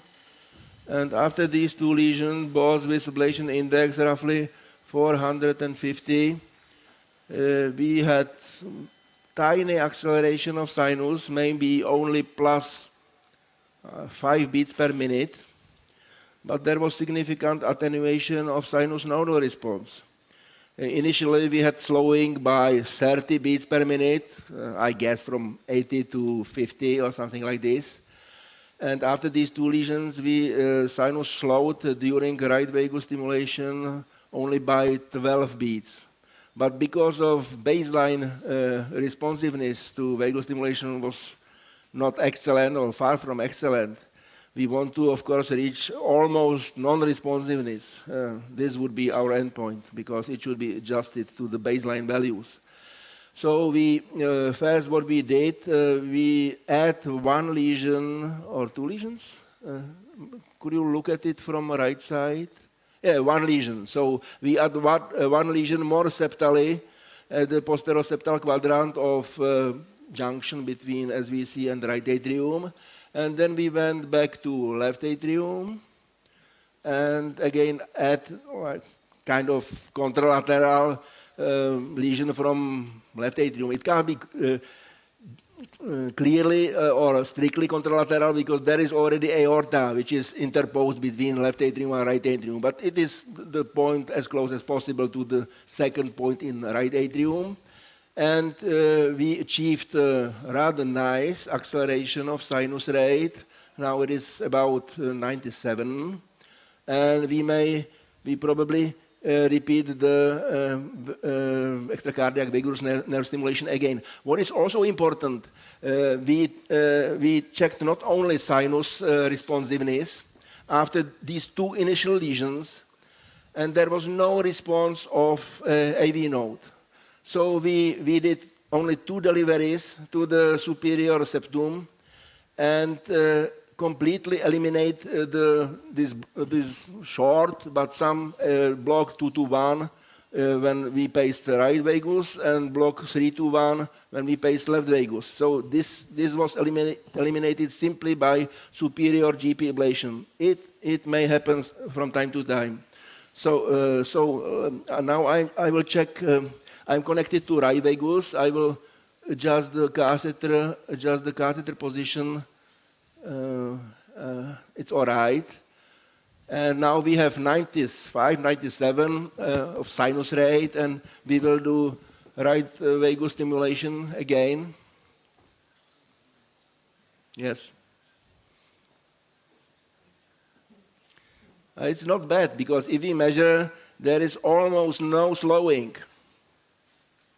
Let's do this. Just prior to delivery, 95, prior to test, and during.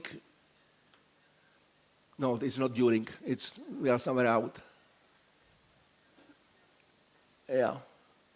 Is it all right? 90. So no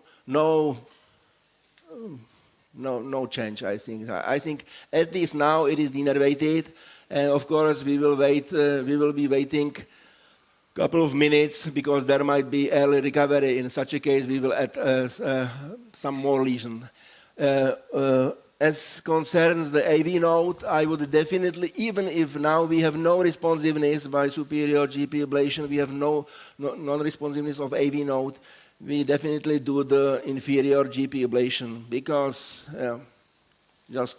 this is benign in terms of risk of inappropriate sinus tachycardia.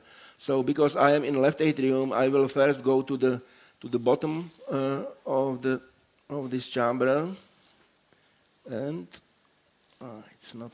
I'm hooked in left veins.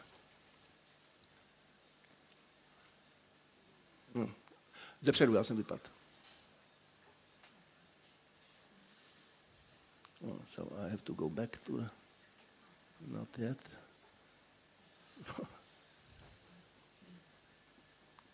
So I'm. No, it's not. Now it's inside. So please show me from posterior.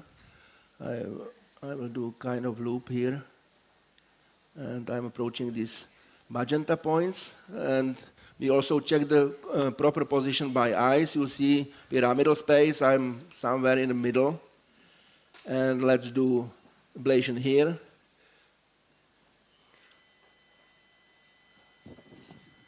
And we do also 450 lesion. You can identify this area also on ice, is that right? Yeah, exactly. Pyramidal space is now nicely seen. Now I completely compress the coronary sinus. Coronary sinus is almost invisible, but we will ablate this region from both sides. So this is one delivery here. And I think because we know that the AV node already has no responses after superior ablation, we may limit this ablation of this region even more. So I will go directly to the coronary sinus, may I have LAO and right atrium and everything, just to be able to engage the coronary sinus, yes. And look at it from the posterior view again.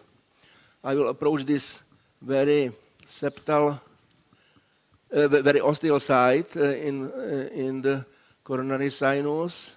You see that I am as close as possible to this first delivery at the bottom of left atrium, because the whole region can't be ablated because we can't get inside this pyramidal space, of course, but we may ablate, put the ablation lesions around, and just I'm doing this ablate here.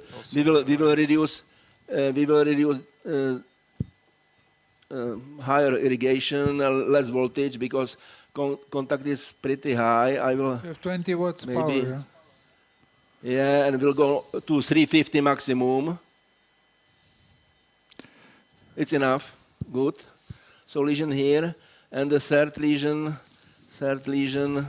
somewhere here. Now I am touching this pyramidal space from the aspect of like pure right atrium. This is outside of coronary sinus, somewhere in the middle of these three light green points, and it will be last delivery to the pyramidal space. Let's ablate. And now normal irrigation, maybe because contact is very low, I can increase because we have 3 grams. I go 5 grams, and we go up to ablation index of 450. So we have 3 deliveries here, like Will you oriented. show us later this the merge with CT scan with Yeah, we will show it is ready. We intentionally didn't look at the position of GPs, and we will do this after this lesion. That will be of interest. Yeah. So after this lesion, there is no need to recheck the extracardiac vagus nerve stimulation, because this is purely empirical lesion. Because if there is no responsiveness already after the superior GP ablation, there is no way how to test it. If this lesion was effective, but empirically it is usually highly effective configuration of ablation lesions. All right, so we have everything, and let's look. Maybe we may eliminate. I don't know how to look at it. You see that the correspondence, now we are looking at the inferior posteroseptal GP. There are 3 ablation lesions, and you see the red in the red color. This is the segmented epicardial fat corresponding to this inferior paraseptal GP. And I think we targeted it well. It fits exactly. Even if we don't have our empirical strategy based on cartomap only, if we targeted this epicardial fat, it would be the same site. There is nothing else. And now we may look how it fits to the superior GP. And in this case, we ablated, in this case, we ablated significantly lower. I would say it is 1 centimeter lower than suggested by this segmented epicardial tissue. I think it goes rather superior. It looks like it is like fat going into the transverse sinus, probably, because it is. Seems to be already on the roof of, or above the roof. Exactly, and there is fat, definitely. There is transverse sinus there is significant amount of fat. Well, this is like the end of this segmented part is in the middle of the roof. So we never ablate. Maybe this region could be targeted from SVC. Could please insert either a right atrial map or right atrium CT image of SVC. It's too high. Just to show that it is too high, and it is like at least 1.5 centimeters behind the SVC ostium. I would never ablate here, because maybe SVC is not as prone to stenosis like pulmonary veins, but it could be risky. I have never ablated there. It's such a high position. Yeah. Interesting. So, you know. So I think we are close to the end of this procedure. Is that right? Yes. Yes. Any question? So you could see two different strategies, one empirical or anatomical as we do, the other guided by this mapping, guided by segmentation of CT images, and yeah, you can judge what is worth doing. But the most important part is checking with extracardiac vagal stimulation. So there is no more questions or comments. So we congratulate you to the case. Thank you. And Thank you it was very much. very nice demonstration. Thanks. Goodbye. So this brings us to the end of this meeting. I see that there are only ardent supporters here left, but many people had to leave because of connection. Nevertheless, I believe that you enjoyed the time here with us. You learned a lot of things. I learned also many things during these 3 days. If you have any suggestions what can be done next year, please, you can write me to my email. You can find it easily, I think, in ecam.cz, or you can ask secretary of the Congress and she will give me your message, and I hope to see you next year again. So safe travel back and see you. And